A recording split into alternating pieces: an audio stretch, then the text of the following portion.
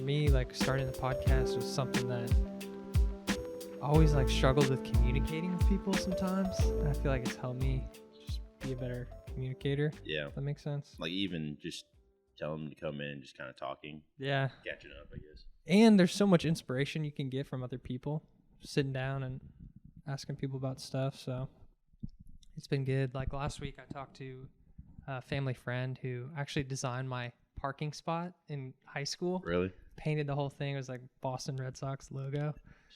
And he's a graphic designer, and it's crazy, like just talking to artists about their creative process. Dude, speaking of graphic designer, I guess we're gonna dive right into this. Let's get it. So at work, right? So every year there's an event called SHOT Show, which is basically, have you heard of it before? No, what's that? So it's basically the biggest, I guess you can say, convention for firearm, like the firearm industry. Mm-hmm.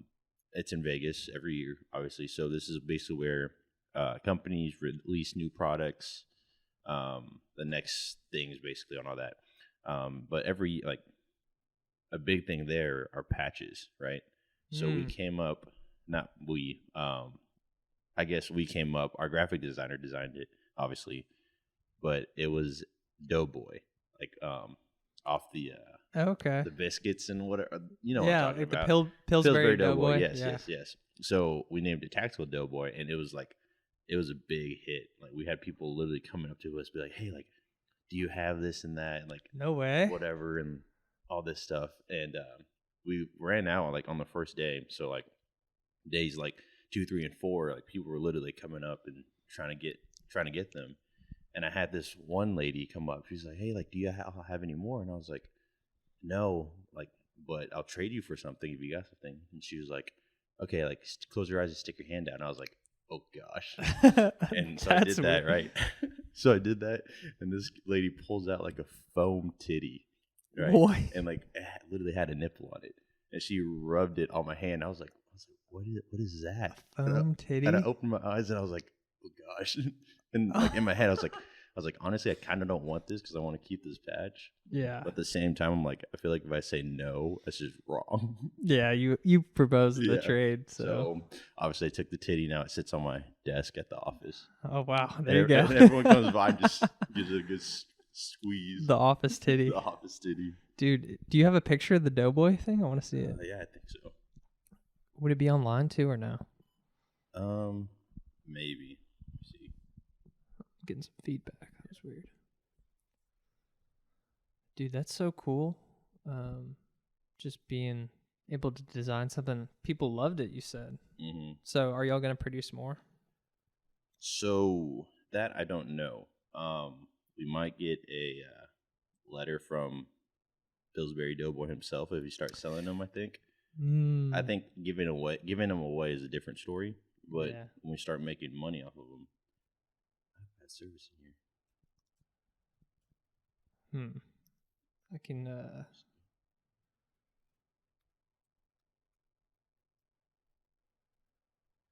So it's this exact. Yep. Basically, but better. Hold on. Let's see. Yeah, that's a weird dilemma if you're able to change that a little bit and use it. Mm-hmm. But do you hear that sound in your headphones too? Yeah, I think it's my phone. What the hell? I'm trying to keep it far away. Okay, I can't pull it up because it won't load, but you get a good idea on the highlights. Oh, okay, I see it. All right, I'm going to move the phone to the microphone. Dude, that's so weird. Yeah, the static. Let me see this, though. Oh, it's not loading, yeah. Yeah, so. Dude, that's crazy. Yeah, that's so cool.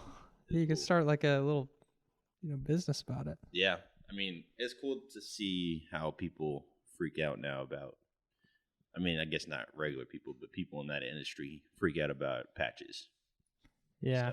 Well, because isn't that something you can put on? Can you put that on your firearm? No. No. It's just what people collect.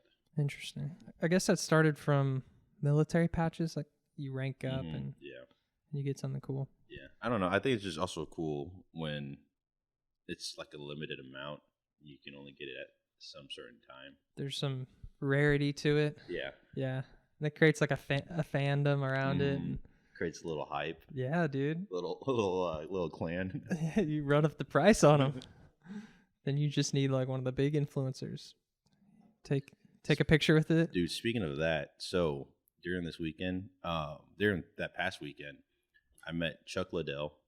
He was at our booth. No way. Yeah. You know who Kyle Rittenhouse is? Yes. Kyle Rittenhouse was there. What? You know who Royce Gracie is? Yeah. Like the Jiu-jitsu? yeah. Mhm. He was there, and then all these Dude. we're in our booth just hanging out. I was like, That's so is cool. crazy. Holy crap. Wait, so tell the listeners what convention was this? so the convention is called SHOT Show. Basically, Oh, yeah, like I you said said, that. one of the biggest firearm industry conventions. SHOT Show. This is where basically all the new release stuff happened, all the prototypes, what's going to be coming out here soon, and all that. The Shooting Hunting Outdoor Trade Show. Mhm. Where's it at? Las Vegas. Oh, so yeah. I was in Vegas for like 10 days.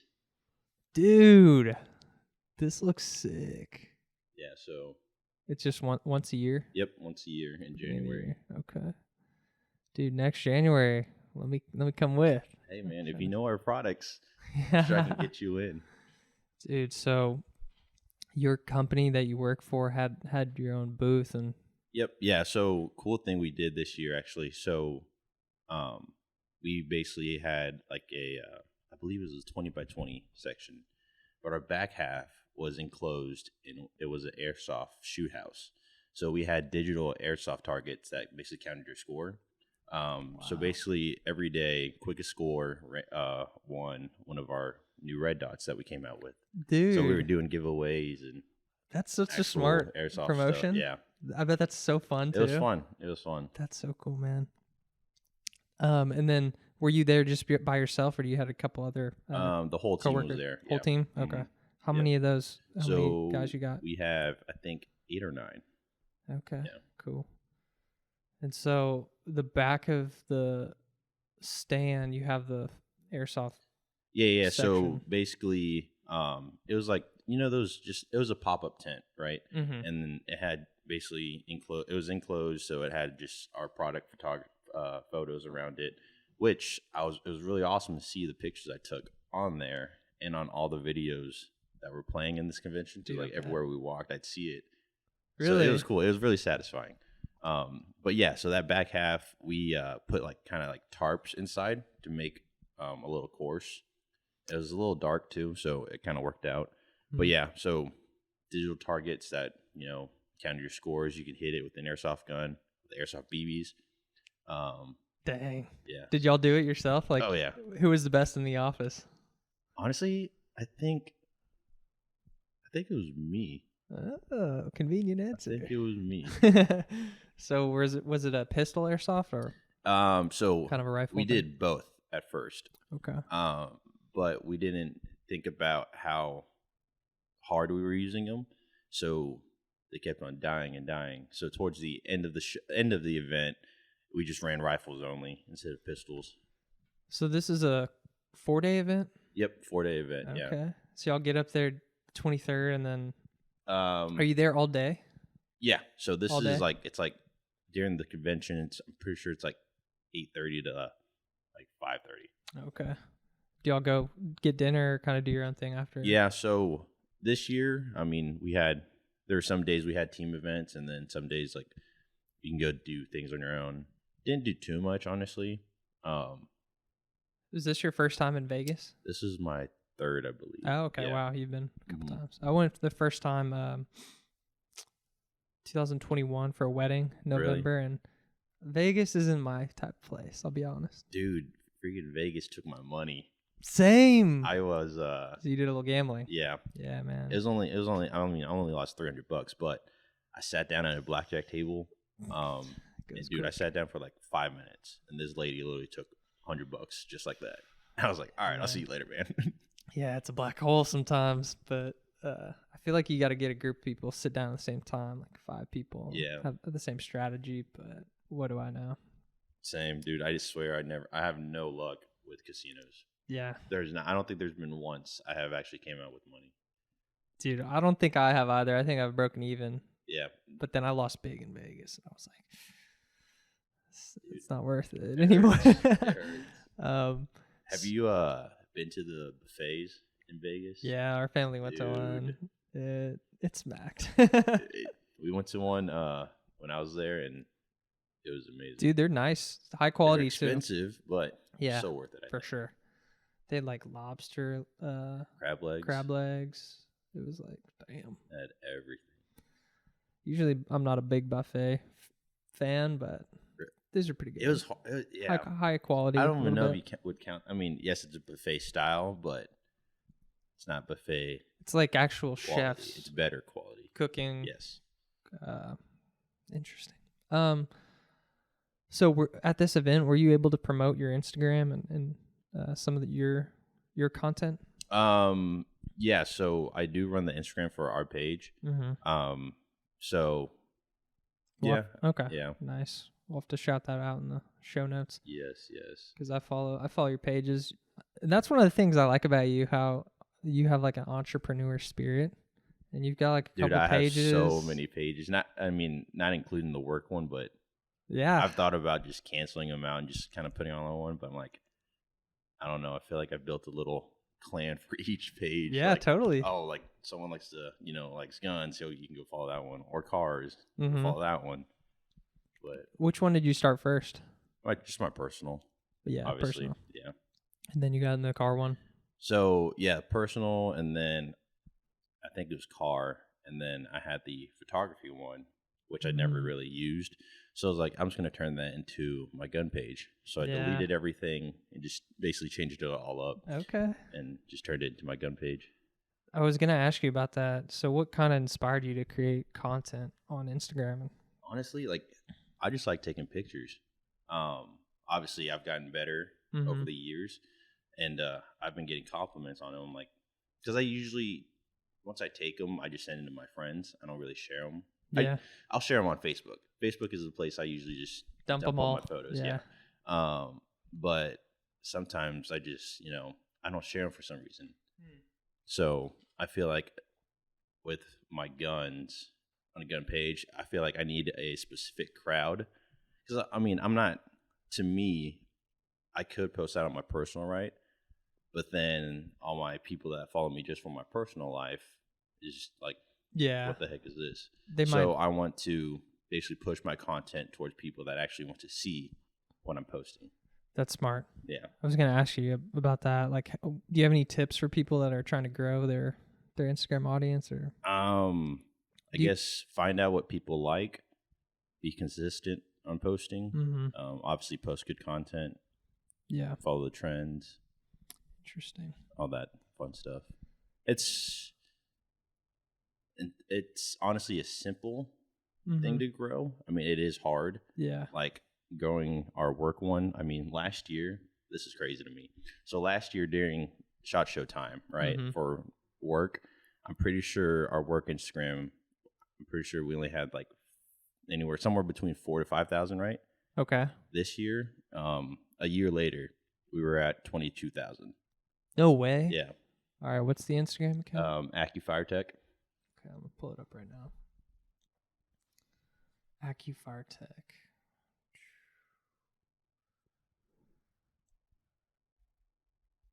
One more C, 2 C's. Okay. Yep, the first one. There we are. Oh, nope, that's a fake account. That's a fake account. Do you have it in your bio or no? Yes, yeah. Okay. It's in my bio.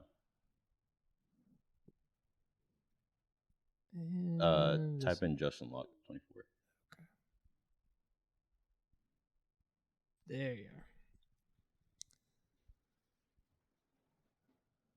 Okay, here we go. What are we at? 23.8 now. Dude. Yeah. So within a year, I had a pretty good growth, which was really crazy to me. Yeah. Seeing that. Dude, that is crazy. You're posting, people love this stuff, and you seem to have really a knack for taking these great photos. And yeah, I took that one. That was pretty good. Yeah, that's sick. And so, like this photo specifically, this guy aiming his rifle down range, I guess. Where's that at? Is that So this was Texas? actually in New Mexico, Logan, New Mexico, at a competition. Okay. So how these competitions work is basically, obviously, it's like kind of in the mountains. It's New Mexico, whatever, Mm-hmm. but out in the field, anywhere from from 100 yards to maybe 1,000 yards. There's targets out there, but they're Yeah. hidden. They're hidden steel targets. So once you come up to it, you have to basically take your binoculars, find target, range it, Mm-hmm. and then have your shooter shoot it. So one guy on the team gets a bolt action gun, right? Okay. And the other one gets a semi-auto. So they have unlimited rounds, but the guy with the bolt gun only gets, I believe, like 6 rounds. Okay. So usually the first guy with the AR goes first. He gets his points, finds the targets, gets the windage, yardage, and all that stuff. And then the bolt guy comes in and tries to hit the same targets, obviously. But Okay. crazy thing is, so when you come up to the station, right, there's actually lines on where the targets would be. So if I walked up and like the lines were like this, right? Mm-hmm. So the targets are within that parameter. kinda. Okay. And so, are you going to these competitions for your company because y'all are selling the scopes and everything? Mhm, yep. Yeah. So we actually have been diving really hard into the competition world of things. That Kind makes of sense. trying to get more of, I guess, actual users, like shooters. Mm-hmm. Try to kind of move our stuff that way. Because at the end of the day, you're going to buy something because of word of mouth, right?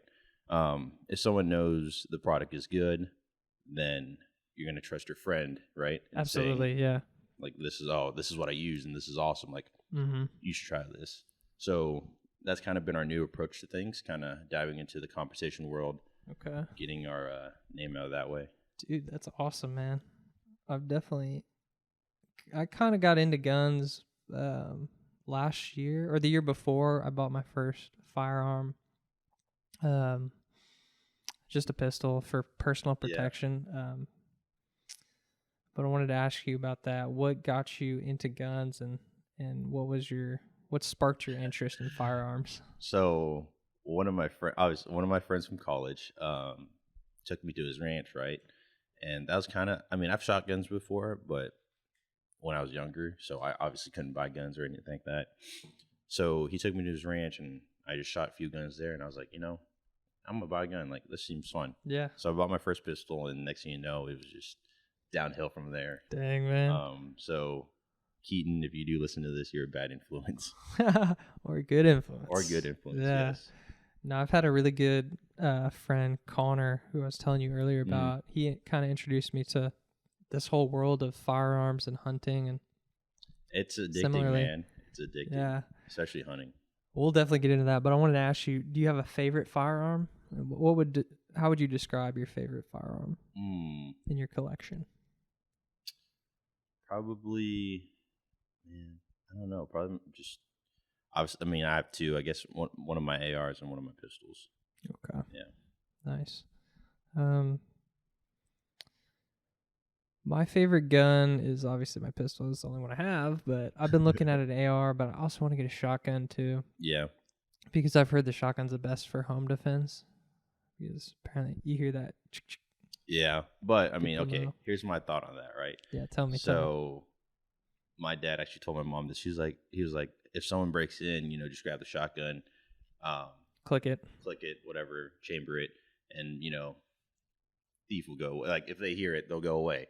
I was like, that mindset is, somewhat there, but like not, because what if they do break in? You have nothing actually in the chamber to shoot them with. well, yeah, that would be. Yeah. But I don't know. In my opinion, shotguns, yes, would work, but as soon as you fire that shot, it's gonna be loud as hell. So that's gonna catch you off guard, and Yeah, it's just, I don't know. So in my opinion, a suppressed AR would be the best. Yeah. One, you save your hearing protection. Two, it's still gonna be decently loud, but not as loud as an unsuppressed gun. But you shoot suppressed, you are able to kind of still focus, still hear things after, Mm-hmm. and it just wouldn't be that. That makes crazy, if sense. that makes sense. That makes sense because I went and I actually shot. I think it was. I get messed up with the names. I know which gun I shot the doe with, 300 Win Mag. Yeah. And that was suppressed. Was it suppressed? Yep. And did you have hearing? I had I had headphones yeah. on too. And that shot was great. I want to tell you that whole story, but that was the first day. Then the second day I shot a different rifle, no suppressor, and I forgot to put the things in. And it was loud. And I shot and I missed. And I was like so disoriented. Exactly. I was like, oh my gosh. And I had a headache for a little bit. Yeah. After. So that kind of, I feel like shooting in home defense, whatever. I feel like if you were to shoot non-suppressed, obviously that just, like you said, it catches you off guard. Then you're just kind of focused on your own hearing and like, you're like, what's going on rather than, focusing on what needs to get done. The task. Yeah. Do you do any sort of tactical like survival drills or anything like that? No, have you gotten into that? I mean, man, honestly, like I've just learned a lot from YouTube, I guess. Yeah. The people I watch and the people I meet, especially. Just the people I meet will tell me stories and give like kind of advice. I'll hear their stories on what they do. So I guess I get to like pick up a lot here and there. Yeah. Certain things, but no, I haven't really taken a survival class.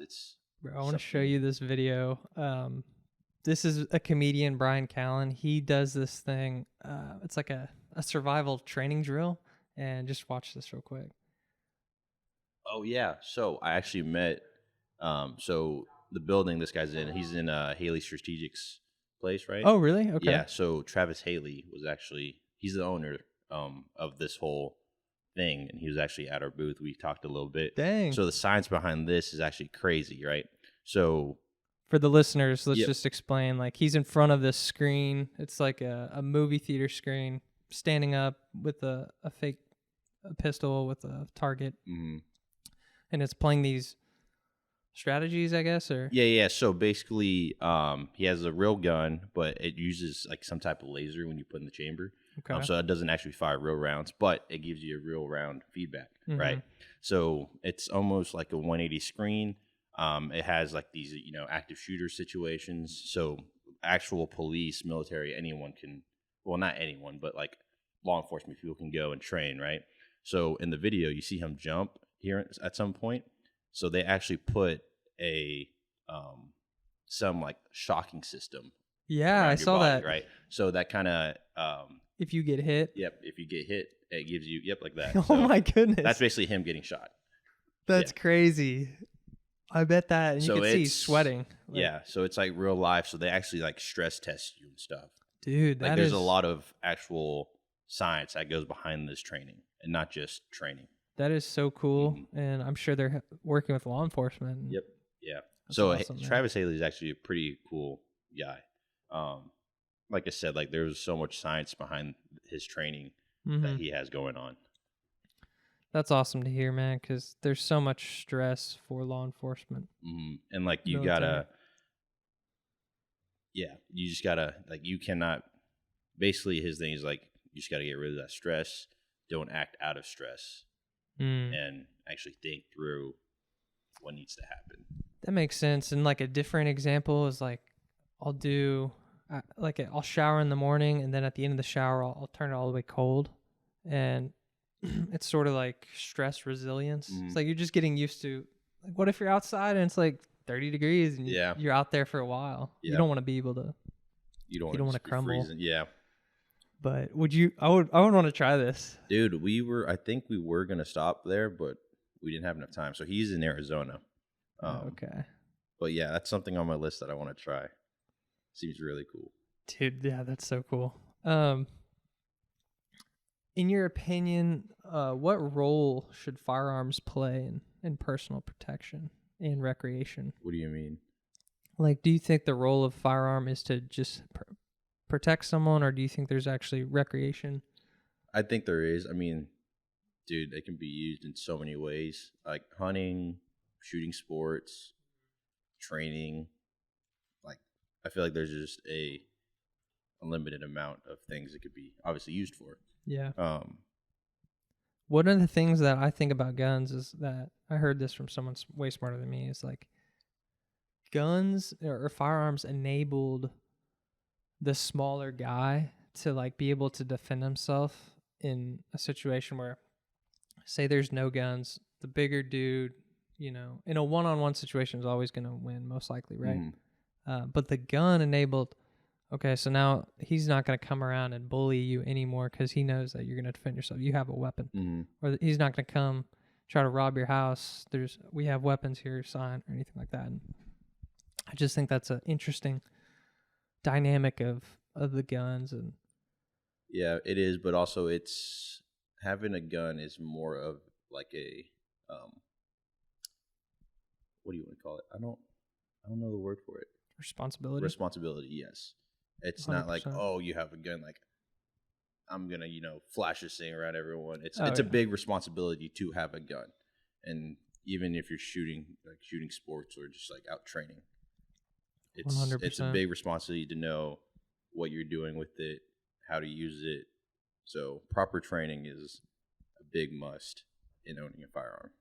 That's not said enough, but I'm glad you said that because I just remember you took me to shoot my first gun. I shot your Glock. On Cooper Street. Yeah, at one place. At Shoot Smart. And so just never shooting before going into that situation. We go into the range, I guess, the indoor range, shooting bay. And there's some dude shooting some big rifle. It's like explosion, pow, pow. And just like not being around that, talk about stress resilience is like, dude, that's just so much. Yep, exactly. It's just, if you're not used to it, it's just so much. Because nowadays, to me, dude, I've been to so many range days where full auto goes off, and I'm not even fazed by it anymore. Yeah. Because usually, I'll get fazed by here and there when I'm like kind of caught off guard. Mm-hmm. But usually it's just background noise to me now. Dude, it's crazy. Yeah, because like I'd go and someone's shooting and I was like jerking around, and I think that was definitely. I played Call of Duty like in high school, and junior high. Like I played a lot of it, and this was one of my favorite games. And then just not even understanding what like an actual gun, how you fire one. I'm just used to using a controller. How it actually feels and the power it has. That was something that I really noticed was the power, and I noticed immediately like this is a big deal. Like not to be taken lightly in any aspect. Yeah. Taking all the precautions, and man, it's crazy. Yeah, it's like I said, like back to what I said, like it's definitely something that you need to know how to use. I think so. It's definitely a big responsibility. And then that's what led me into getting my first gun was like, look, if someone breaks into my house or my apartment, let's just play it out.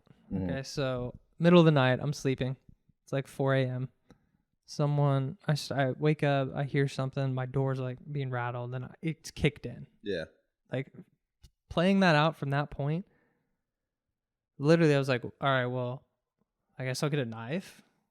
But then it's just but your knife's probably, unless you got one in your bed, you probably got one in your kitchen. Now you got to go all the way downstairs to your kitchen. Yeah.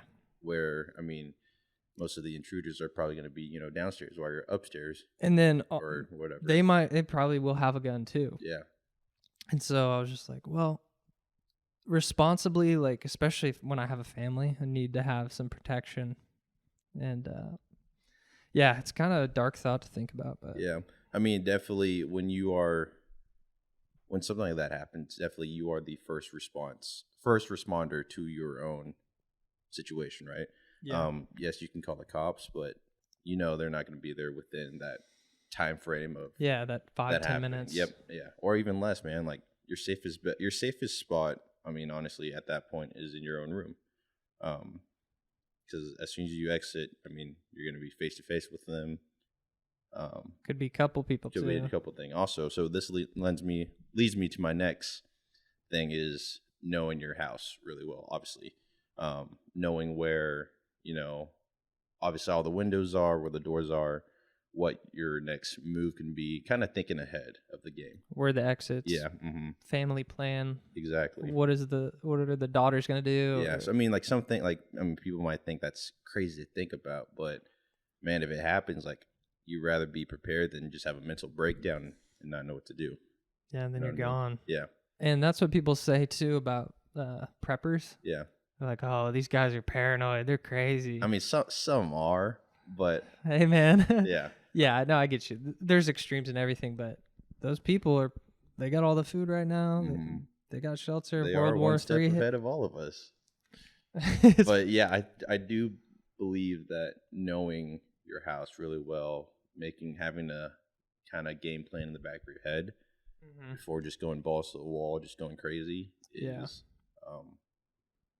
smart. Smart thing. Because you can't just go out there, blasting away, right?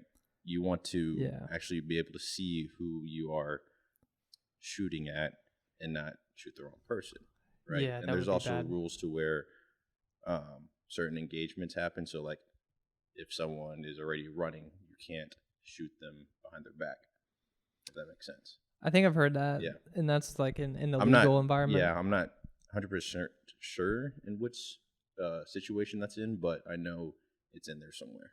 It's like different states have different laws on self-defense and home defense. And yeah, I don't know the exact laws, but it's definitely like if someone breaks in your house, you would think you're allowed to shoot them. Yes, but you got to be smart on how you do it. It's crazy. So it's not just like, oh, someone breaks in and I'm going to pop a round off. It's actual, like, you gotta think through kind of, I mean, yes, you only got seconds, but those seconds are going to feel really long to you. Dude, so speaking of that, were you able to talk to Kyle Rittenhouse? Yes, but we never really talked about the situation. The big thing. That wasn't something I was going to bring up. I mean, we just kind of chatted about some little things, but didn't really talk about his situation. That situation's crazy. I remember following it, and dude, so many people I talked to, and I think the media really blew that whole thing out of proportion. Dude, I feel like the media just blows everything. Yeah. I mean, they're bought and sold. I mean, dude, I honestly don't. I won't say I don't trust the media, but it's not something I really give my full attention to. You don't have to say it. I don't trust them. Yeah. So they say X, I'm doing Y. Yeah. But dude, it was really cool meeting Rittenhouse. Yeah. Getting to shake his hand. Talk to him. He's a really nice kid. Mm-hmm. He's a cool kid. I mean, he's got a lot of balls, and he some would call him a hero. I don't want to go that far, but he stood up for his community. Definitely set the standards on self-defense. Yeah. And that whole thing. That was crazy because it was televised, that trial, and following the lawyers, different arguments. And 4 doors, more whores, baby. But Chuck Lidell, too, you met him? Yeah, Chuck Lidell. UFC legend. Dude. Hall of Famer. That man is tall. He's also really nice. Yeah. He actually gave me one of his Chuck Lidell patches. It was really cool. No way. It was like him just like flexing. It says Iceman on it. Yeah. He was like one of the first superstars in the UFC. Dude. And then Royce Gracie was also there. That was cool too. Dude. One of the first MMA, UFC fighters, whatever. He changed the game. He did change the game, dude. He beat people that were like 10 times bigger than him. Yeah.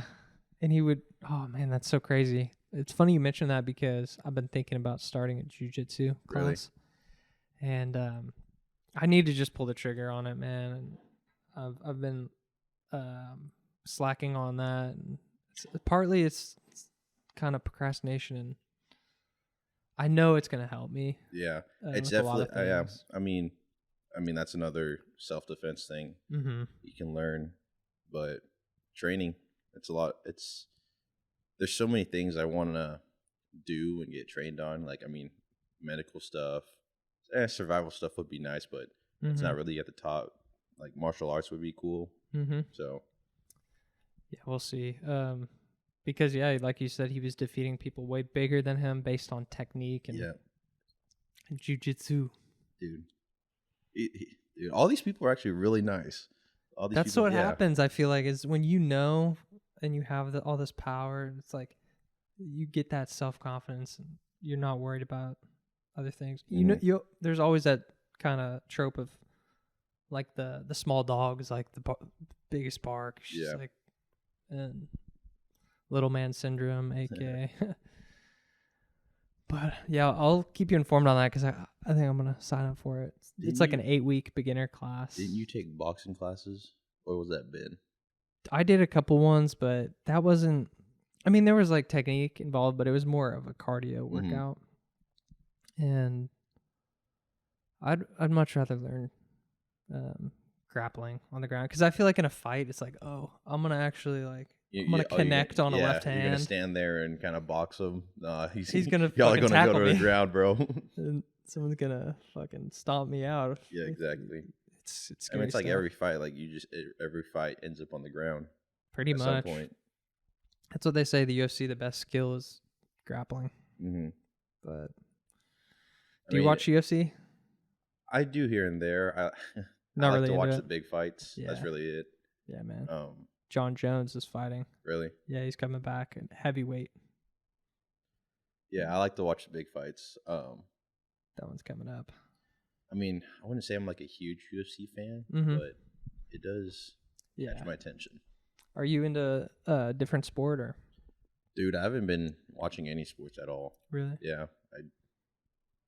I wouldn't say it's not my thing, but it's just not on the top of my list on priorities. Yeah. I used to watch a lot of NBA, but there's so many games. Like the only times I'll watch would be like, the Super Bowl, the finals. Yeah. Like, yeah. Some of the playoff games. Yeah, playoff games, basically. Dude, so last time we talked, so I was right. We did more than one episode. But both times we talked about hunting, and you had gone duck hunting. You've just done duck hunting? Is that right? Yes, yeah, basically. Okay. Dude, I was in the same boat. I've been duck hunting 3 times. First time was a huge success. Second or third time, didn't see any ducks. Yeah, that's hunting, dude. And anyway, so I went hunting for my friend's bachelor party weekend 2 weekends ago. And we went to Eagle Pass, Texas. Mm-hmm. It's on the border of Texas and Mexico. It was probably like it was a far drive down there, but shot my first doe. And we're out here on this ranch, and it was amazing. It was a crazy experience, and I shot it with a 300 Win Mag, silenced. That's awesome. I saw that, dude. That's and sick. It was. Were you right before you took the shot? Were you nervous, or did you not even feel anything? No, I was definitely nervous. Yeah, I was nervous for a couple things. I didn't want the deer to suffer, and I didn't want to miss. How far out was it? It was probably 75 yards. Oh, okay, that's not too bad. Yeah, so it wasn't far. And we had practiced earlier that day on a 100-yard target. Yeah. And I was hitting the target, and I felt like that was good practice. And we're sitting in the blind for probably like an hour or two, and all the bucks start coming in. And so we're only allowed to shoot the doe. That had to do with population control or something. Yeah. And the bucks are like running the doe out of the area. They're like forcing them out, and that gets into a whole different conversation. But so you want to shoot them broadside where their shoulders kind of like open, and so you hit those vital organs, and so they have a quick death, and it's painless, so to speak. Very ethical. That was one of my biggest fears. I was like, I do not want to shoot it in like the fucking back of the leg and see it like squeal and suffer, then we have to put it out. That was like, I'm not going to do that. And so we're sitting there, and there's a couple does that run up, and they're grazing on the corn. And then they all run away out of the blue. And the sun's coming down. I'm like, damn, am I not going to be able to get this shot, like this doe? And the person who shot the smallest doe had to take 2 whiskey shots. Oh, shoot. And I was like, fuck that. And so they coming back a little bit. And so when you're in the deer blind, you have to like sit back and be quiet. And kind of wait and just no quick movements. The deer will like look up like directly at you, and you just have to sit there. and then they go back to eating. Yep.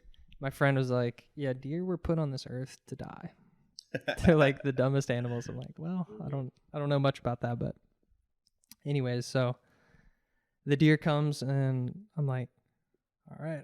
I'm like getting the gun. I put it through the little thing. I set it down. I like get in my shoulder. I'm pulling it into my shoulder, like lining it up. I'm like taking deep breaths. It's like trying to calm down because it is like there's no way around it. It's like kind of we were talking about stress resilience, like not being used to something. There's no way around. Like unless you're like a genetic freak or something, like you're like a super soldier. Yeah, you're gonna get nervous. Yeah. And I was like, all right. I took like a deep breath and sighted it in and then just shot, and I hit him like right where I was supposed to in the shoulder. Yeah. And he like scrambled away, and then like probably like 5 feet and died right there. Shoot. And that was crazy. I don't take it lightly at all. Yeah. And we go up to the deer, and it's like the body's warm, and it's like it's the craziest thing because like the head like moving around, it's just like limp. It's dead. And it's definitely weird if you haven't seen it before. Yeah, first time I was like, what? I think I've seen, I wouldn't say a lot, but a good amount of dead animals that have been shot. And like sometimes I'll walk up to it like, ooh. But yeah, I mean, it's still definitely a weird thing. Yeah, and I think it's good to feel that way because yeah, it's a living animal. It's one of God's creations, and life eats life, and its life is going to provide me life, and it's the circle of life. And so we go up to it, we load it in the back of the Polaris, we drive it to like this open field, and you get it on its back, and you open its legs, and you cut from like the bottom of the pelvis, and you make sure.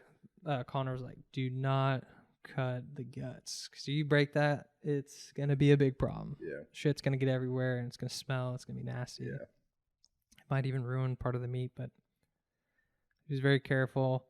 Cut it out. I had to physically like get my hands and lift out the small intestine, all the organs. So speaking of that, so I actually went on an antelope hunt with my boss, and I filmed basically the guide cutting up the antelope, ripping out the guts and all that. Dude, no way. And do you have it uploaded? I put it on my I think I put it on my story or something like that. But people are like, "Why would you post this?" I was like, "I don't know, because I think that's cool. I don't mind it." Yeah. Dude, don't look at it if you mind it. Just keep scrolling. Yeah, it was crazy. And then we loaded it, and then de-skinned it, put it in the freezer, and then when we left, we quartered it, and that was honestly like pretty. Did you keep the skull or anything? No, I didn't. And I would have if it was a buck, I think. Yeah, I was thinking about that. I was like, okay, there's probably it's kind of skull. Yeah. Anyways, so we quartered the meat, and then we processed it like last week, and that was crazy because it's like it has all this like silver skin on it, this kind of like fatty skin. Yeah. You gotta like cut it with a knife and debone it. And anyways, so we did all that, have it in my freezer, and then the other day we had some of the back straps. That's awesome. Was it good? It was really good, yeah. And that meat is like, dude, it's like purple. It's like so dense. Yeah. And it's a blessing just to have all that, and it was a crazy experience. I definitely want to continue to do it. Speaking of skinning, I went to this ranch once, and they were literally skinning a bison. No way. Here's a dead one, obviously. Oh my goodness. That thing, it was. That looks like it's 500 pounds massive. at least. Let me find. That looks heavy. Bison would be crazy. Dude, it's an expensive kill. It was like $8,000. Holy crap. We saw when we were out there, we saw oryx. Yeah. And then we saw, we didn't see any nail guy, but they're down there too. Mm-hmm. And those are freaky animals.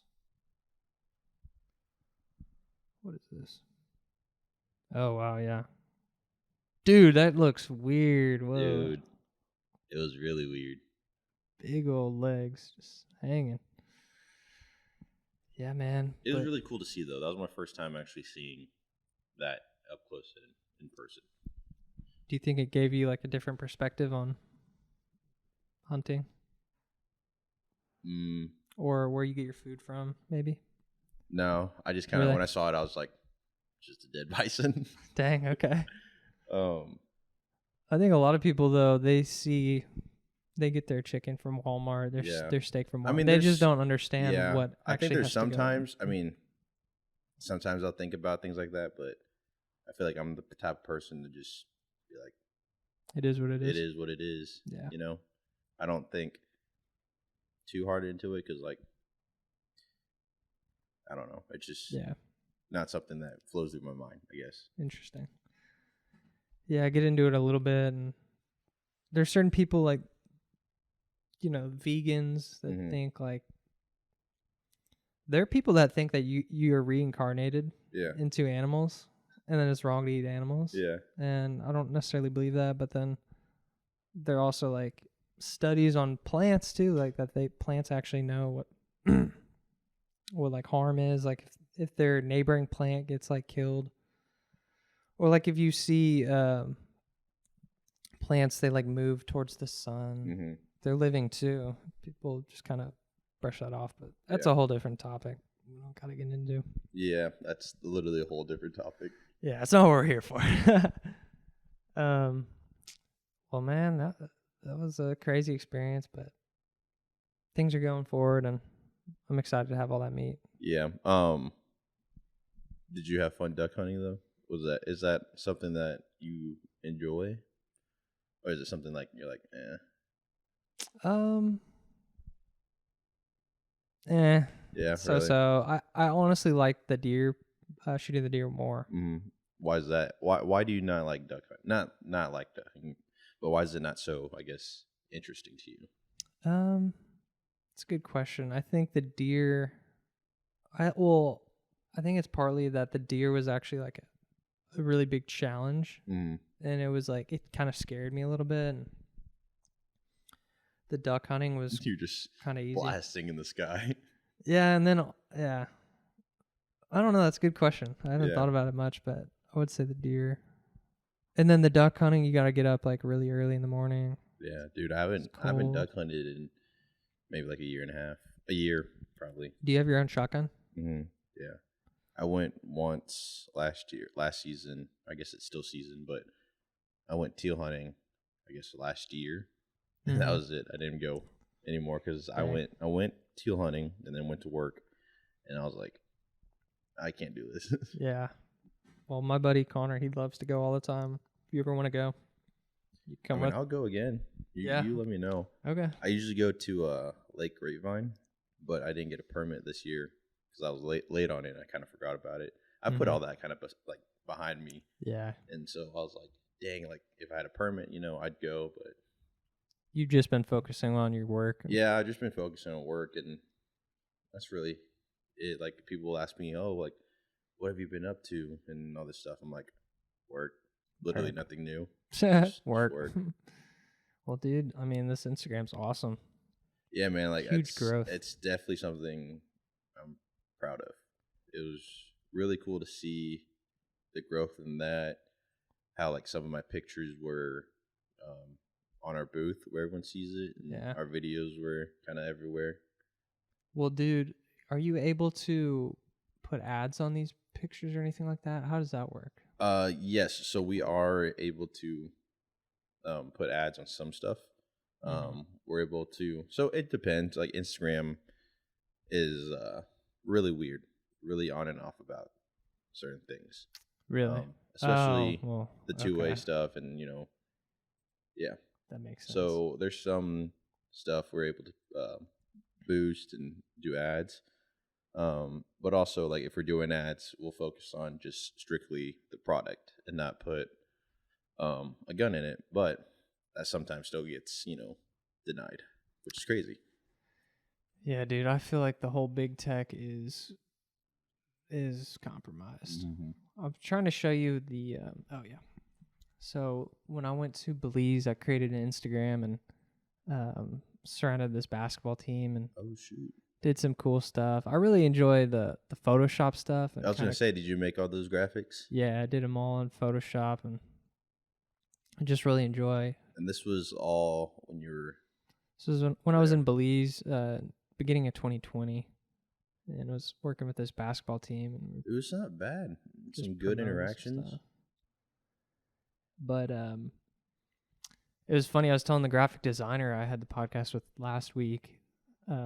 The general manager for the team messaged me and was like, "Hey Jack, we're changing the team name to Western Ballos, and can you give me access to this account?" Mm-hmm. I was like, in my mind, I was like, I worked really hard on this. I actually really enjoy looking back on it, and I think it's like a cool scrapbook, kind of like a resume in a way, you know. Just that's how I example. definitely look at things like that still. So I proposed to him. I was like, well, I don't want to change the name based on everything I said. And how about I make you a new Instagram, and I'll create you new graphics every week, whatever you need. Because I genuinely enjoy doing that. Yeah. All I ask is you pay $25 a month for my Photoshop subscription. Mm-hmm. And he was just like, nah, we're good. Really? Yeah. I was going to say, like, kind of should have offered him to just kind of run the account in general, but for I mean, free. if he said no, I guess it's on him. But it is what it is. They don't really have a lot of money to pay people out of pocket. It does look really good. Thanks, brother. And I just like love talking to different people like you, just about how you do your stuff, and like I love to collaborate with people. And dude, I don't know what happened recently, but content creating has been kind of one of my like favorite things. Even though I don't like show most of my stuff, it's still, I really need to, like, there's been people that tell me like, oh, you need to, like, you know, post these like for people to see. Oh yeah. But there's so many pictures that I have, or so many things that I have that like are just kind of kept to me. I mean, I'll send them out to my friends. Yeah. But well, I just wonder, like, the market for that. I mean, the graphic designer, we talked about artificial intelligence generated art, and how that's a disruptor for certain artists. Yeah. And I just wonder, like, who could make money off of this? Like, I know there are graphic designers but is there people on Instagram that make money off of Instagram accounts? You know what I'm saying? Like make money on Instagram? Like, say a company is like, all right, I want to start an Instagram. So you manage the Instagram for me? Like, yes. Yeah. You can definitely make money on managing an Instagram, and you can also make money on Instagram. So with my car account, I got offered basically $50, I think it was, to make each reel I made that had over 1,000 views, I'd get I believe it was $50 or $10. No way. I forgot which one it was. I think it was total of $50. So basically, I made $50 on Instagram. Okay, so that's how it can be done. Yeah, so you can make, but weird thing is, Instagram has to offer this to you. You can't just go in and find it. Oh, really? Yeah, so it has to be offered to you to make these. Yeah. So it was Instagram paying you, not like Toyota or Instagram. Instagram itself was paying. Really? Yeah. And also, this is another thing I really enjoy, I guess. Yeah, I was gonna ask you kind of about this and your off-roading. Yeah, it's I mean, obviously this page started out as a joke because people were doing it for fun. But then I was like, like, it's just a cool place to kind of, take pictures, like the pictures I've taken and the trips I've gone on, just kind of post it. Yeah, man. And I've actually made some really good friends from this page and the people I've met. So, which is really cool. Yeah, man, that's awesome. I would say this is like my Finsta. Okay. Yeah. All right. My car page would be my Finsta. What, well, certainly that's awesome that people can hear that and know, like, it's not all bad with social media. There's good things and about it connecting it's definitely, with others. I mean, yes, there's bad things. There's bad things, but definitely I believe social media is definitely a place where you show off your own work. I do believe you can grow a business through social media. And just, I guess, grow yourself kind of. Yeah. I mean, I get so many ideas from other people's stuff, so Oh yeah. it's cool to see like these reels and stuff like that. Like I'll hear an audio, see someone else make something else, I'll be like, I ain't gonna do that. Yeah. So, That's where I get a lot of inspiration, is just seeing other people, mm-hmm. and I'm like, oh, I like that design. Like maybe I'll Yeah. incorporate that into the next podcast artwork or something like that. I mean, definitely there's still a lot of growing for me to do in this, like the content side of things. Mm-hmm. But I mean, I'm learning more and more Yeah. every day. And then once you get a podcast going, Dude, I really want to. hell yeah, man. You could do it. I mean, there's like upfront cost with equipment, but after that, it's all you need is just like one person. I think I can get some pretty interesting people to talk to. 100%. And I mean, I guess the connections that me and my buddy know is pretty wide. So kind of be able to hit a bunch of topics and yeah, man, things like that. So we'll see what happens in the future. We'll see about that. I know for me, I want to incorporate video into the podcast. Really? But I got to figure out how to do that. There's ways you can add like a camera input to this. Mm-hmm. And that's just something I'm gonna have to get into. Kind of an investment. Yeah. Because this isn't a camera and yeah. There's no money being generated by this podcast. You know, it's just a hobby. You can generate money from a podcast, can't you? Mm-hmm. Is that just through like ads and sponsorships? Yeah. Or if you have a super popular podcast, like you heard of Call Her Daddy? Yeah. Like she was like Dude, I've been listening to the only podcast I really listen to. I'll listen to some Joe Rogan stuff here and there, not a lot, but the one I've been really listening to is probably the Full Send podcast, the Nook Boys. Oh, really? Podcast, because theirs is really interesting. Like they have basically all the famous people, like anyone up to like the relevant. I would say not relevant, but the more relevant people, which is interesting. Elon Musk. Elon Musk. They had Lil Yachty on. Dude, they had freaking Mr. Beast was on there, so that was cool hearing. Dude, yeah. How they make videos, generate stuff. So it's like stuff like that is where I get a lot of these inspirations from. So like Mr. Beast, like they make videos months in advance and they don't post it months after. Interesting. And like millions of dollars go into this one production. Millions? Cool thing with Mr. Beast though, right? So he actually has a channel for almost like each language. So he has a Spanish channel and all these other ones. So all these channels on YouTube have like millions of subscribers. So he's bringing in loads of income. I bet. Yeah. Holy crap. So I've never watched one of his videos. What kind of content is he posting? He does a lot of giveaways. Basically, he gives away a lot of money. He does just some random stuff, I guess. So like, interesting. He'll do like, last person to be in the circle for 48 hours wins $100,000 type video. Like actual people doing that? Yeah. Like oh wow. People. And apparently these people actually get their money, obviously. Yeah. That's super interesting. So it's stuff like that, which is cool. So I saw that he opened a restaurant at a mall. He opened up a burger place, Mr. Beast Burger, at some mall. But basically, like, dude, there was like 10,000 people there. The mall was packed. Like people at the mall were saying like they've never seen this many people at the mall. There are lines waiting for him and all this stuff. Like he had ghost restaurants, which is basically any restaurant that can just make their burgers, but it's Mr. Beast brand burger, if that makes sense. Yeah, I've heard of that on like Uber Eats or something. You can order it and it's not from like On the Border. They're actually doing it out of On the Border. But yep, exactly. So that's interesting.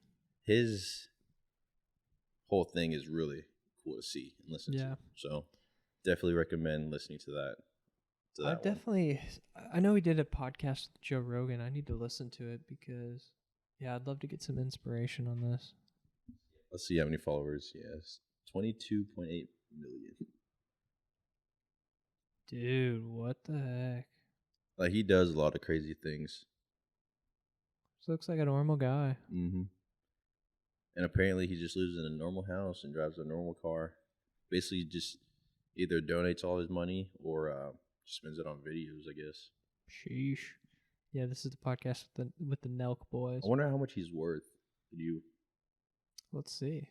Mr. Beast net worth.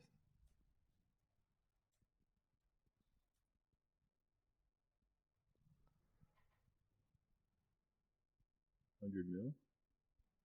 100 million. I mean, it might be more. Who knows Yeah. how they get this number? He makes 3 to 5 million per month. Bruh. Isn't that crazy? He's our age. May 7th, 1998. So he's a Taurus, I think. You get into astrology? No. When's your birthday, Justin? April. What day? April 24th. I'm actually gonna do a 98.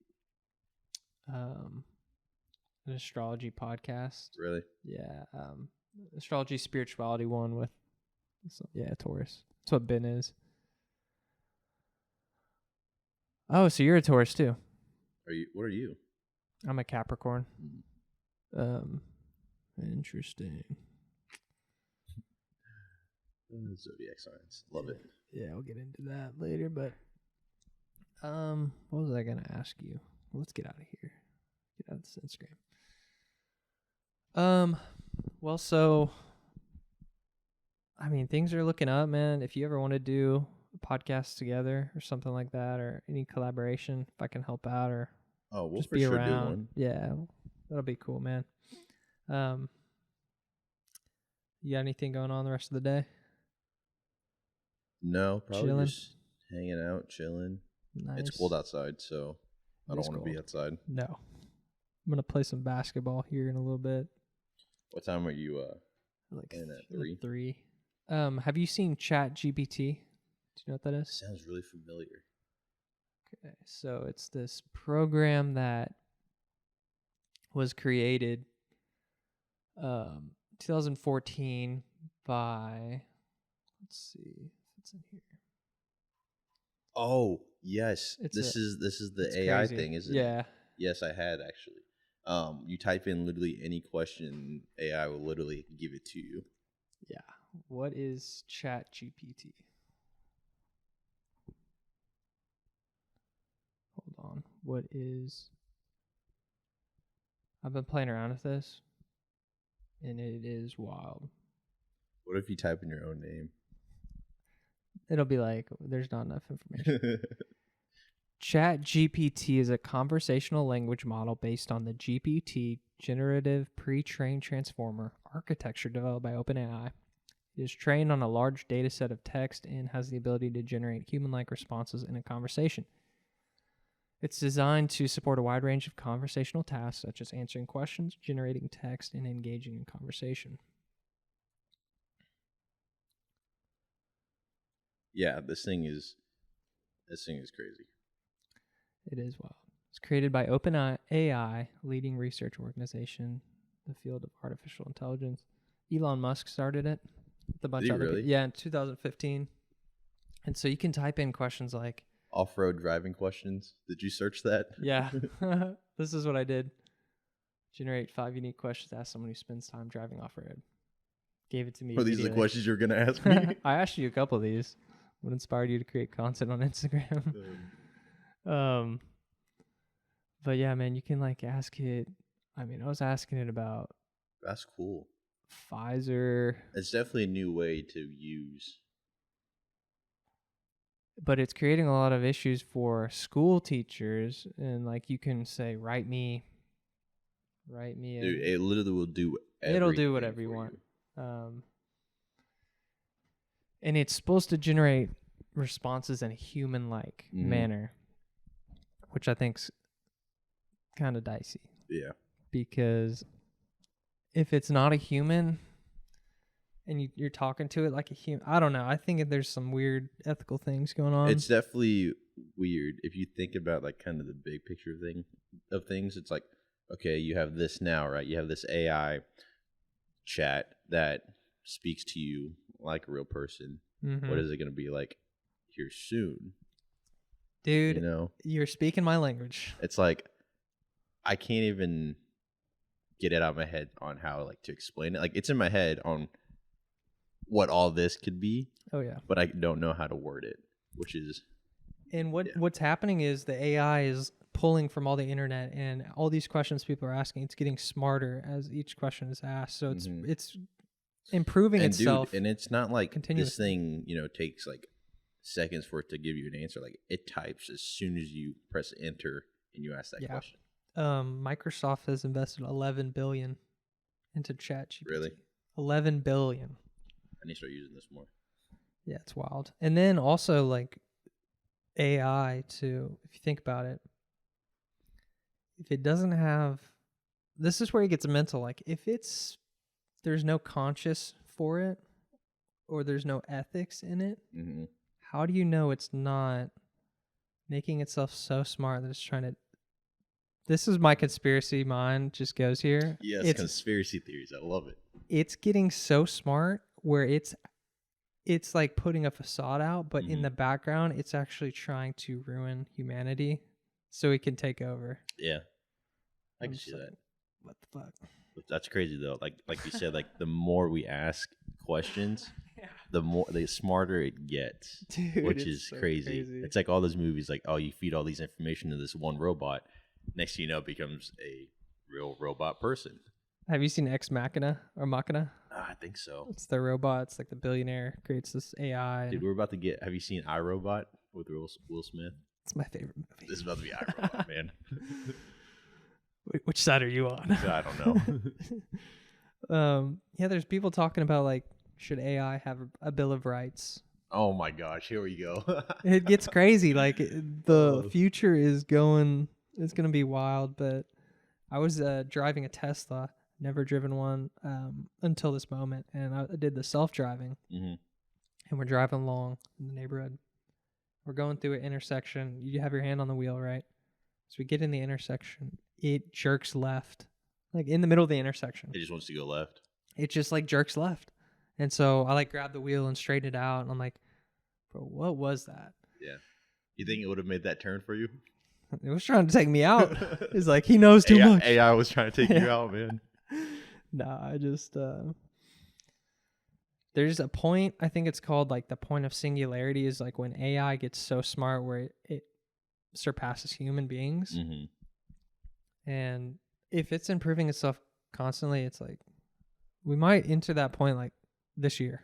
Like really, we don't know. It's really crazy to think about. Like, for example, like you watch all these movies, right? Yeah. And, you know, robots. We are slowly starting that stage of robots. For example, this has nothing to do with robots, though, but, you know, Star Wars, right? The lightsaber. You have people that are making lightsabers now that are real. Like the first, apparently, our graphic designer, right, is a Star Wars geek. I wouldn't say geek or nerd, whatever. Okay, he loves Star Wars, right? He's not going to listen to this, but nerd. Anyways. Yeah, I got you. So he was telling me how the first lightsaber basically had basically almost like a backpack, and was fed with the cord to the lightsaber itself. Okay. To start the actual, the heat blade, whatever you want to call it. So someone actually made that in person. So we are already in the stage of developing a lightsaber, basically. That's just a microcosm of this whole thing. Is like we're innovating so fast. Yeah. Next thing you know, Iron Man's going to be real. I'm sure he's real already. Somewhere. There's people that have jetpacks like on the water flying around. Dude, I'm telling you, we're so close to all these things. Yeah. And obviously over the years, it's going to get developed. Yeah. At some point. It's scary stuff. I think it's important though who controls these things. And I personally I'm using Microsoft Windows computer. Like there's just now he's doing this. Bill Gates is a character, man. But have you seen the Boston Dynamics robot? All right, dude. Okie dokie. Boston. Man, AI is just so mind blowing. I literally have no words to even explain it. Oh, yeah, it's scary. So this is robot. Yeah, this is the one. All right, so the listeners, this robot is like bouncing around on this obstacle course, doing backflips, throwing shit. Is that Bro, this is real? not. Or is it? No, this is actual real life. I know it kind of looks like a video game, but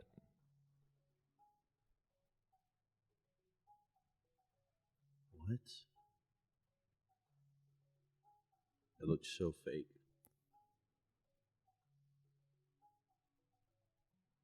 Are you sure this isn't fake? Because that looked really fake. bro, you can see a person up there.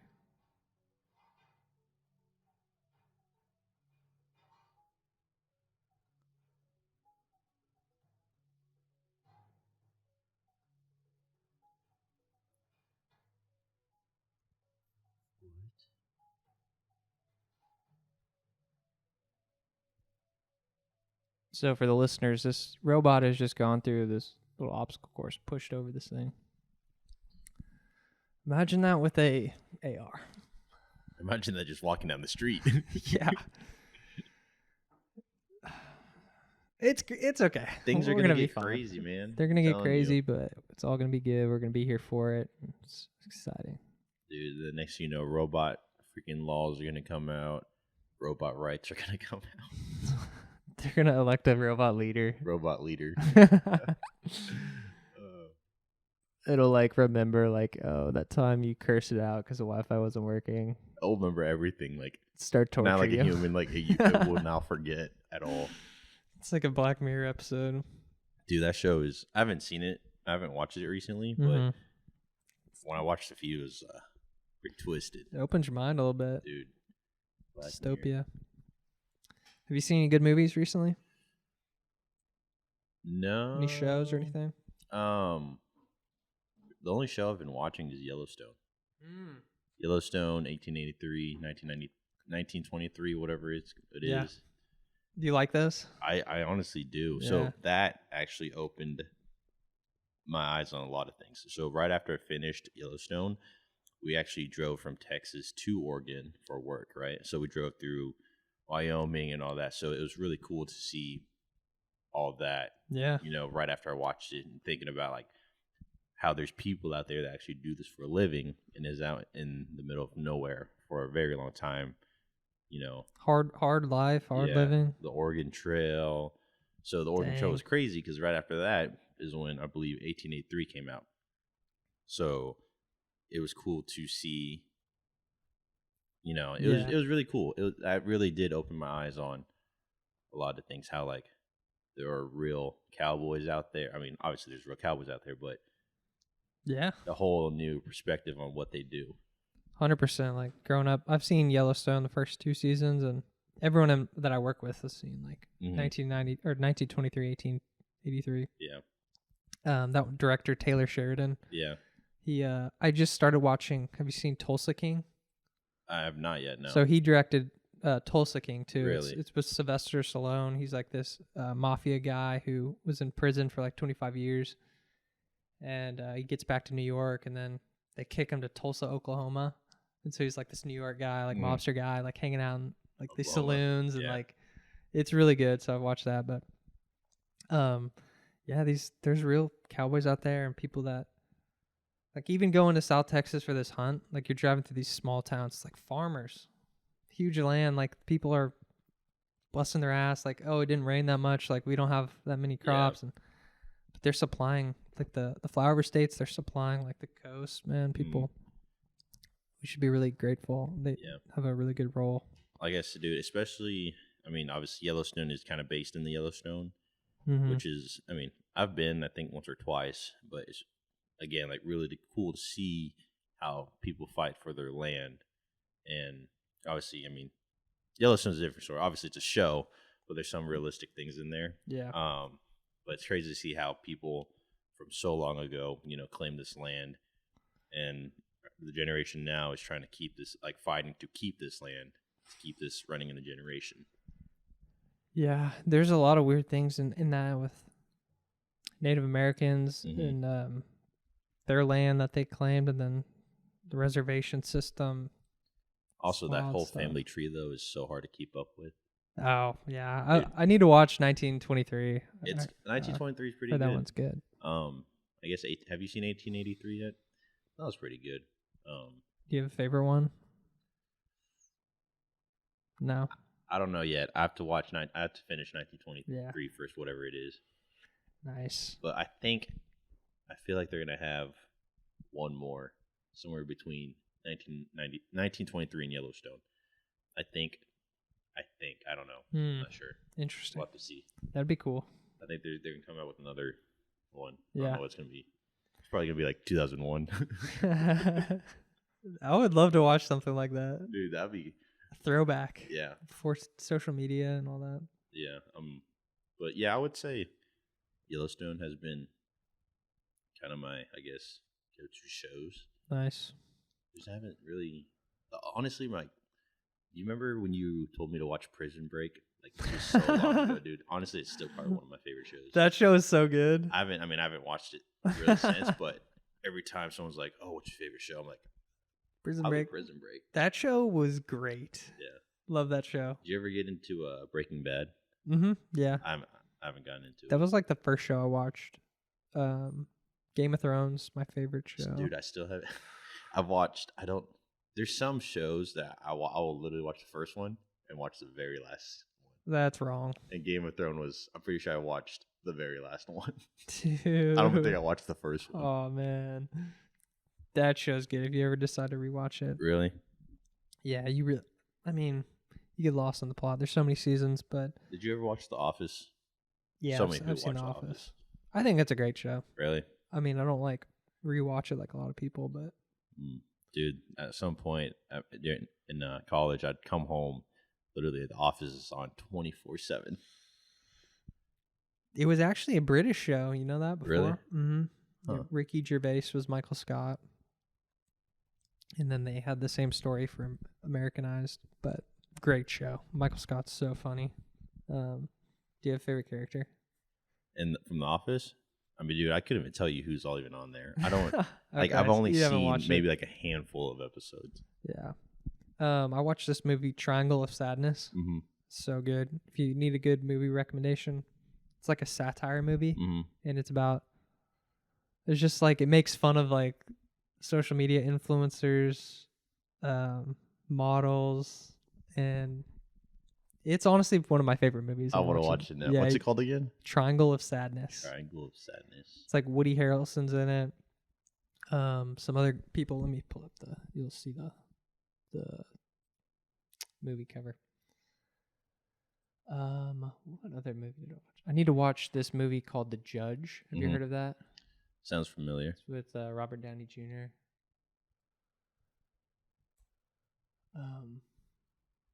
But there's just so much content. Have you seen I know it's a Netflix series, but Glass Onion? No, I haven't, but I heard it's good. It's not bad. So this is the movie. This is the trailer. And it just follows like he's like the main character. He's a male model, but he's kind of like a bitch. And he just gets played out by his girlfriend, Jeez. who's like an influencer. And they go on this boat, and long story short, the boat crashes and then they're shipwrecked. And like it's funny how the dynamic changes because there's all these like rich people on the boat. Yeah. And then like once they crash, like the crew is actually the people that have the power in the dynamic. It's really good. It's a great movie. Dude, was it me and you that went and watched that train murder movie? Dude, I was trying to tell people about because that's wasn't that the first movie out of all those like whodunit movies? Yeah, I think so. Yeah, I actually like that. Did we go see? Was it? I think we saw it I together. think so. Yeah. I didn't like it. It was really boring to me. Oh, Not gonna lie. Well, never mind. The Glass Onion was better. It was good. The train. I forgot what the train one was called, but it was all right to me. Not that one. Okay. So where are they at in this? Are they on? They're on resort? some island. Yes. Oh, they're on an island. Okay. Mhm. It is very interesting. Daniel Craig, James Bond. I might have to watch that, man. Yeah, so that's kind kind of it that's been going on. Triangle of Sadness. I need to watch that. I would I highly recommend it. Just eat a little edible, watch it. I'm just kidding. So since on the topic of influencers, what do you think about influencers? Do you have an opinion on them, or? Like, are we define like influencer? What are you saying? Like, do you think you're an influencer? No, but I do believe that you do not have to have millions of followers to be an influencer. I don't know. Yeah. It puts it in a weird spot because I feel like That's a bunch of people think to be an influencer, you have to have like millions of followers, 10K plus, 20K plus to be an influencer. No, that's wrong because like you can influence the people around you. Yeah. You know? But the thing is, with I guess certain companies, you have to have that amount of followers to get certain products or certain free things. That makes sense. Like if you're a business owner and you want to promote whatever your swimsuit line. Yeah, I mean, okay, which makes sense because I mean, the more followers you have, the more people you have, more reach you have. Yeah. Or like these football players that are allowed to use their name, image, and likeness now in college. Like the best ones are like Alabama's quarterback because he has the most followers, the most kind of recognition, and that goes a long way for eyeballs on you and translates to... Honestly, I didn't know where I was going with this conversation. No, it's a good question. Popped up in my head. I was like, influencers are... I mean, I think it's just kind of weird. Like certain people, it irks me sometimes. Like if I see people... Oh, I don't know. Let me give you an example. Like if there's like something going on, like in a public setting, someone's just like watching it through their phone. I mean, honestly, like I don't care anymore. But it's just like I try not to like live through my phone as much, but I feel like I'm caught a little bit. Yeah, I definitely feel that too. It's definitely been something that I'm like, I try to not get on as much, but it's kind of hard when your job is around it. I mean, I have my notifications off on most of everything just so I don't check it much, but I mean, it sometimes works, it sometimes doesn't. Yeah. Obviously, when I'm just, chilling at home, I'm on all the time. But when I'm out with friends, it definitely does still help a lot on not checking in as often. No, I got to monitor my time on because, like, I took a huge break off of it, and that was really good for my mind. And then, like, now I'm wanting to just, like, share some part of my life. And with the podcast, sharing that. I think that's, back to the podcasting, like, I think that's what's really interesting. And a bunch of people can learn from certain things. I mean, like, yes, I listen to, like, these not, like, serious podcasts, like, the Milk Boys stuff. Yeah. It's not serious, but there's some things that you pick up, like, oh, yeah, I could do this. Like, start a business, I can do this. Like, this should be my mindset on certain things. So I'm not saying that, like, everyone I'm going to interview is going to be, a freaking famous person. But I do think everyone has their own view on certain things and has their own advice on certain things that, you just pick up on. That's a great mindset to have. And like going into any situation where looking at what's the best outcome of this conversation, or it's not necessarily like, what can I get out of this? It's more just like, I'm just going to be open. Whatever comes to me, I'll just take it in stride. And yeah, man, it's awesome. Yeah. I'm really looking forward to that. Like, dude, you should I just need to get started. It's hard because my friend that wants to do it with me, that we're planning this on, he lives in California now, so I'm trying to figure out. I'm sure you can do it through, Yeah, I can show you something. I've done a remote one before. Have you done one? Yeah, you can do it. He would need a microphone. Does it work really well? Is it like the quality of, I guess, audio? Or I guess does it depend on him too? I guess, or does it? Depends on a lot of things, but the best audio quality is like this right here. And that's the thing. Like, I really want to do one with Ben. Yeah. But I decided against it because of that. Just because of the audio quality. And then it's different when you're in person with someone. There's like body language. There's different energy you can read online. Like looking at a screen. It felt like we were taking turns talking. Yeah. Like he'd like go on a rant. I'd be like, oh, okay, and then I'd go on a rant. And it wasn't like an actual feel like symbiotic conversation. thing.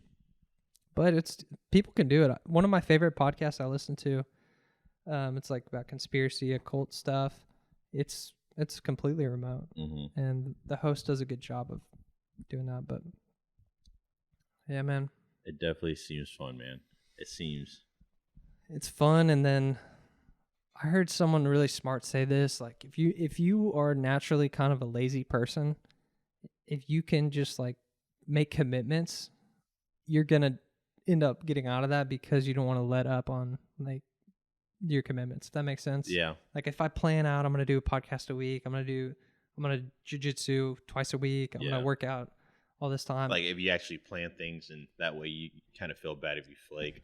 Yeah. Stuff like that. And then like over time, like, oh wow, I actually did all this stuff instead of just talking about it. And so definitely planning is a big thing. And then there's also like the overthinking thing too. It's like, I think if you just get out there and you like fail, you're just going to learn and then do it better. Yeah. So if you know what I'm saying? Oh man, this is leading me into another. We're about to go another hour. What time are we at right now? We're at an hour and a half. Oh jeez. Hour and a half. What time is it? Might need to make a part 2 if you wanted to. We might have to. Let me see.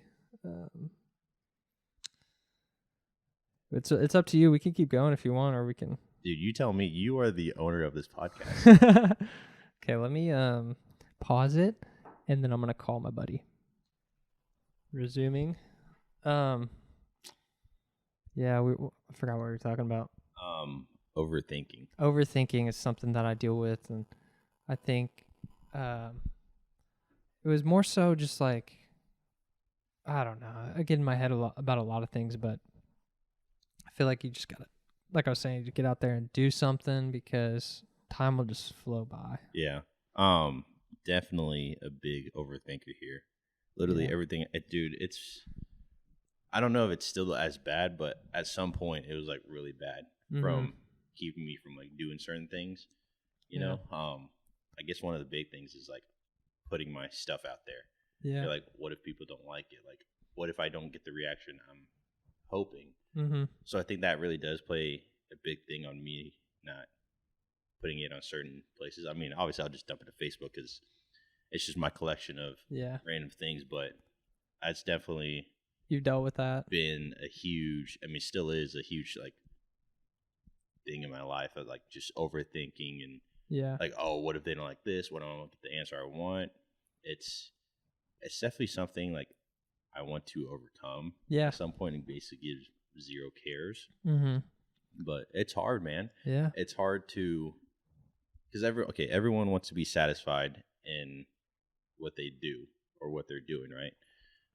Appreciated for it. Yeah, so it's kind of hard to get a no or get rejected on some answer.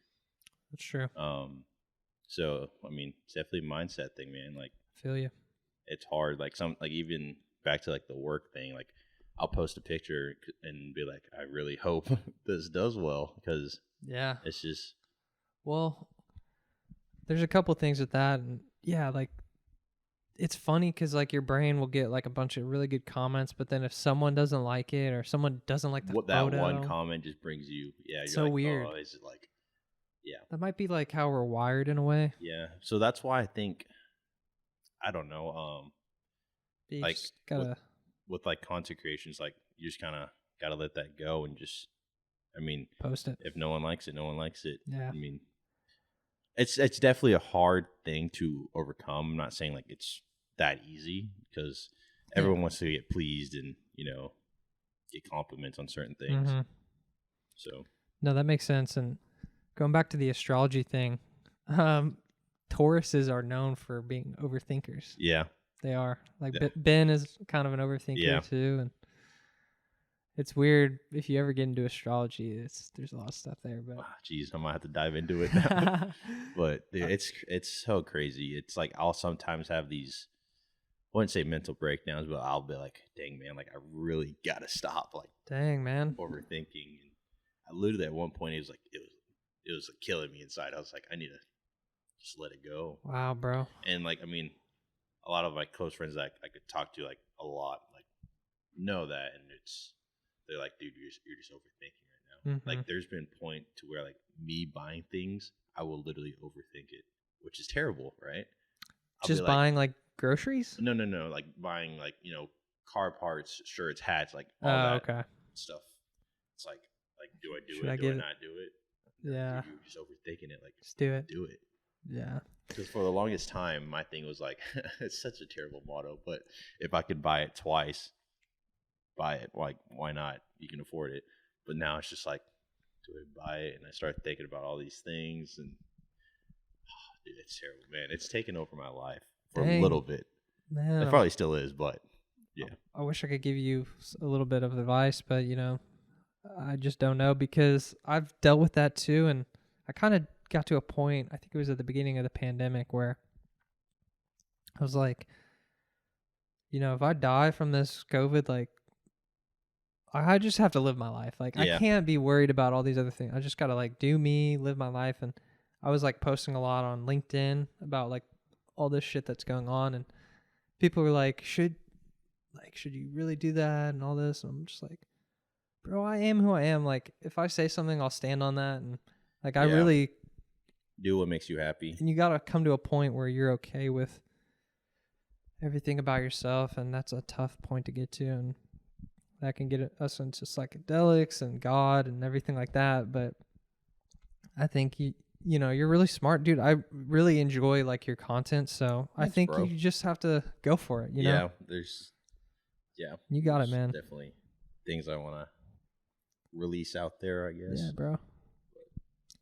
And then you can look at it too, where like, yeah, you overthink certain things, but also that's a good quality to have in certain ways, where you'll actually like go through options. And I like to play a lot of things through my head. Like, okay, if it goes this way, what if it goes this way? Mm-hmm. Yeah. It's like a good balance you can have. Mm-hmm. So I think, I definitely need that balance, but it's definitely leaning on one side right now. Well, dude, there are certain people, back to astrology, and like Aries is like the fire sign. That's like the bull. Yeah. Those people are very impulsive, and they don't think things over. They just do it, And I mean, sometimes that works, but sometimes it doesn't.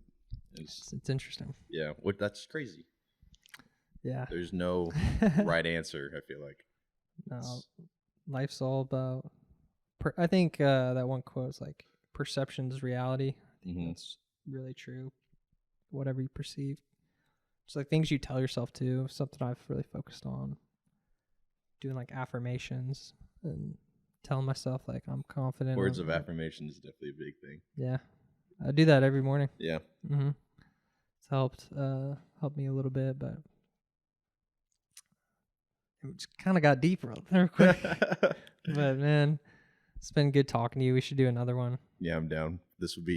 I'll keep in mind that this is number 3. Yeah. Not number 1. Get your numbers right. Dude, that's crazy. I don't remember doing that second one. I remember that one because I think I remember the first one. That was it. I remember both. They're both in my room, but one was like you held up the sign. We were like sitting at a table on the left, and I just switched my room up. We were on the other side. It's crazy, but now in your office conference room. Now we're in the conference room. But I appreciate you doing the podcast and like supporting me with this. And yeah, man, future looks bright for us, man. Yeah. And I also think this is cool when you have like. I think it's cool to see, I guess, people growing in your podcast, even if you had like, I guess we can use me as an example. How my first one was like 2018. Like having little kind of markers.